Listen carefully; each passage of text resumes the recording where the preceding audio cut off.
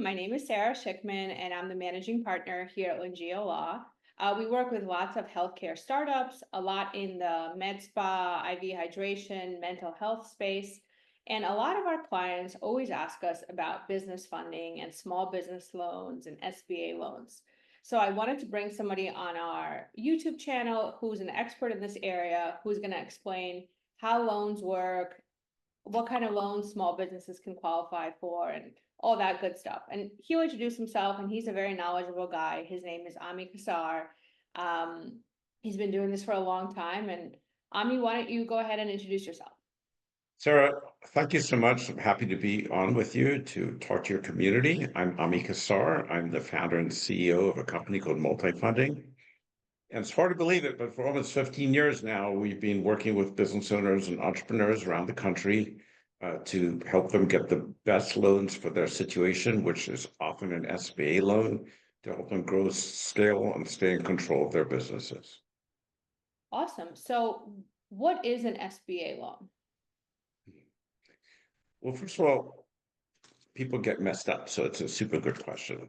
So first, people think is the SBA loan a government loan, a loan made by the government? And the answer is that unless it's an economic injury disaster loan program that required to a crisis, in the ordinary course of business, the SBA provides a guarantee to allow banks and some non-bank loans to make riskier loans than they otherwise would. And why that's important to know is that if you walk into your local bank and they tell you no for an SBA loan, that doesn't mean that the bank down the street or 3 states over is going to tell you no. Sometimes you have to kiss a couple of frogs to meet your prince and get the best SBA loan for you.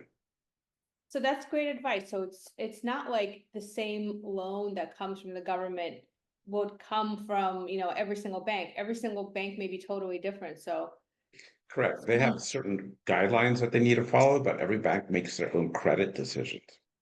And different banks might interpret the guidelines differently. And some banks might have an appetite for one type of loan and not another type of loan. Some banks might use parts of the program that others don't. And so you need to just realize that that if one bank says no, that doesn't mean you're out. Or one bank might tell you a rule that's their interpretation of that rule, but that might be their rule and not an SBA rule. Got it. And how big does a business have to be? Or is there some minimum criteria to get an SBA loan? If a business is, let's say, has been in business for 6 months or a year. So first of all, that's another tricky thing. SBA thing is people think SBA, so that stands for small, right? Okay, but I have seen SBA loans as small as $1,000. Oh wow! Okay, but they also go as high as for the 7A program, $5 million, and for the 504 program, $12.8 million. Okay, so you can get them in different shapes and sizes, and they are for startups. They are for existing companies. You can use them to buy a business, buy out a partner, working capital, growth capital, buy own occupy real estate, expansion capital. There are a wide variety of uses that you can use them for. Can you use them to buy equipment? Absolutely. Can you and use the benefit of that, let's just say you are going to buy equipment for your med spa. And you want to, the equipment leasing company might say you have 5 years to pay it back. The SBA will give you 10 years. And so your monthly payment will be lower. Right. And sometimes with the equipment financing companies, their interest rate may be much, much higher actually than the SBA. Correct. But we always encourage people when you're looking at financing options for your business you want to try to create as much flexibility as you can. Okay. So you want to make sure that your monthly payment is as low as possible. And is there a down payment with SBA loans? Do you need 10-20% down or something like that? But most often not. Sometimes for an acquisition, it could be like 5%, But for growth capital, working capital, expansion capital, there's no down payment requirement. Wow. So a lot of our clients, they're trying to move quickly. So for example, they're buying equipment or they're doing an office build out and they need the money like in 60 days or 90 days or maybe sooner. What's the typical timeline for somebody with this type of loan? So again, typical can be a lot of different things. Yeah. If the loan request is $500,000 or less, there should be no reason that can't be done in under 45 days, preferably faster. If the loan request is bigger than that, say you're buying a business, well, then it gets a bit more complicated because there's two sets of lawyers involved and different rules and regs. Or if you're buying a business and an appraisal of the business, if you're buying a piece of real estate, there could be an appraisal of the real estate and environmental in the real estate. So sometimes those things can get trickier. But an SBA loan should not take longer than 60 to 90 days. Every once in a while, there's an exception and things go crazy, but we try to avoid those scenarios if we can. And let's say a business has two partners. Will both partners have to apply for the loan or sign for the loan, or can one partner take the loan? Any partner who owns 20% or more of the business has to sign for the loan and be willing to personally guarantee it. Got it. So let's say a business is owned by like two people, both of them would have to sign for the loan. Yeah, and that's one of them was 19% and one of them was 81%, then that's not the case. Right, right. And does the SBA look at people's, like, what's the criteria? And is the criteria set by the SBA or the different banks? So like, if someone doesn't have the most amazing credit, or they may not have collateral, does that mean they can't get a loan or they still have a chance? Well, collateral is not a requirement. I mean, some banks will have different collateral requirements than other banks, but SBA lenders in general are supposed to be cash flow lenders. Okay, so they're not supposed to, they need to take all available collateral, but they should not be making their decisions on collateral. Really, the government guarantee is designed to be their collateral in case of default. Okay, so that's, you shouldn't make your calculation as you think about the SBA as a collateral calculation. Okay, cash flow is important. And if it's a projection-based loan, it's really well thought out projections that aren't too crazy, that show a cautious path to growth. Those are all important. So let's say a business is brand new and doesn't have any history, but has good projections that are detailed and conservative, and has founders that have good credit, or a founder who has good credit. Can they still possibly get an SBA loan? Correct, but keep in mind that in the case like that, they're going to absolutely look at the personal financial strength of the borrower and their confidence in their ability to pay the loan back. So what type of documents would people need to get ready? Like things like tax returns? You're going to need a personal financial statement. You're going to need 3 years of personal tax returns. If the business has been there for 3 years, you're going to need 3 years of business tax returns.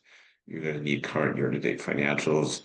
If it's a projection-based loan, you're definitely going to need some kind of a business plan. It doesn't have to be 500 pages, but just a business plan that shows what's the projections and the plans and all that. So, and some different banks might have slightly different requirements, but in general, those will be what you need.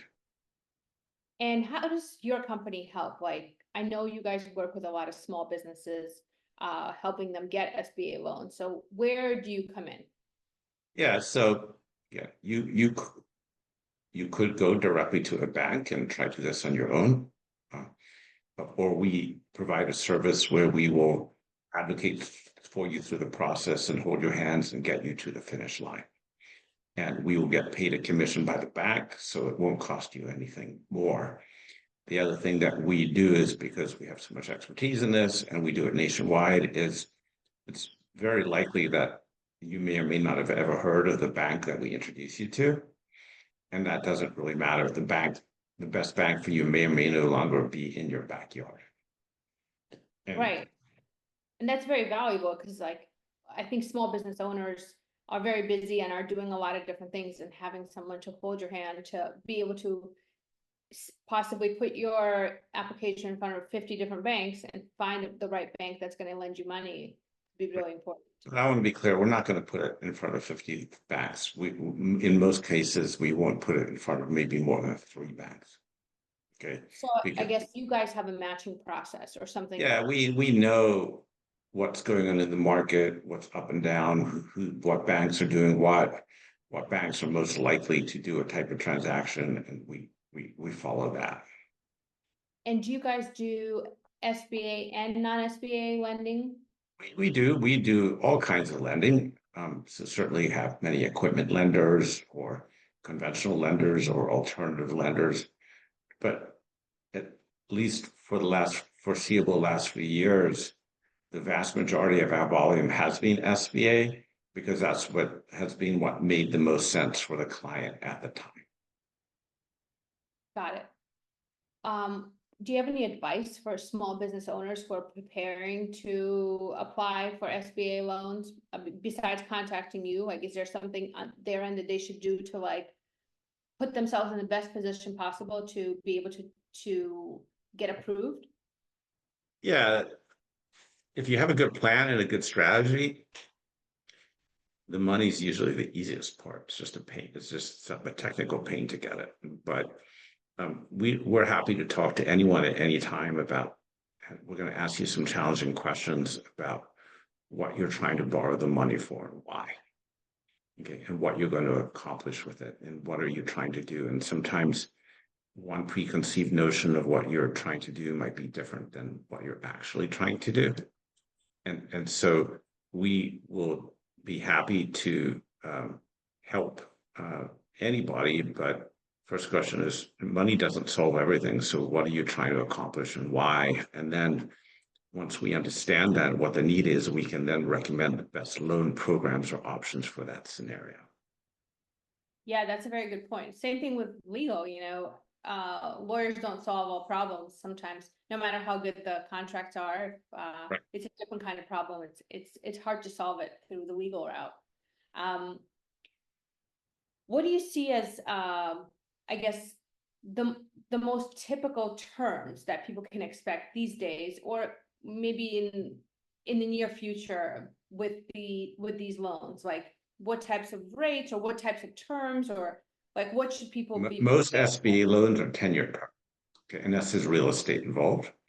But if it's for acquired business, growth capital, work capital, most of it amortize over 10 years. And unless there's a lot of collateral and it's really strong, in most cases, the current rate will be 11.25%.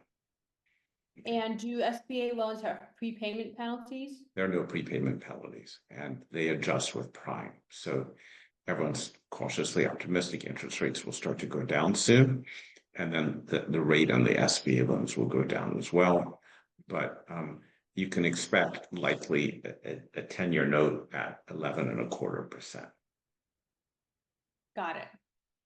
And you mentioned it would be personally guaranteed by every founder who has 20% or more. Correct. But like, let's say if the founder has a house or things like that, typically that kind of stuff would not fall into this loan. No. If you have a house and there's equity in your house and the loan's in excess of $500,000, by law, the SBA has to take a lien on your house. If the loan is under $500,000, they don't have to. Got it. Okay. Any other words of advice for healthcare entrepreneurs starting their businesses and applying for loans? God bless. Happy to talk to you at any time. Happy to support you, hear what you're up to, and you're doing important work. And we'd love to be your financing partner and help you through the different stages of your venture. Awesome. And how can people reach you? Sure. Multifunding.com is our website, or you can certainly reach me if you want to reach me directly at ami@multifunding.com. Okay, perfect. Thanks, Ami. This is really helpful. And I think a lot of our clients and people who follow our YouTube channel will find this very helpful. So thanks so much for your time. And so I have a couple trips to New York in the next couple of weeks. I'll let you know. We'll try to get together. Awesome. Sounds great. Thank you so much. Take care. Bye-bye. Thanks.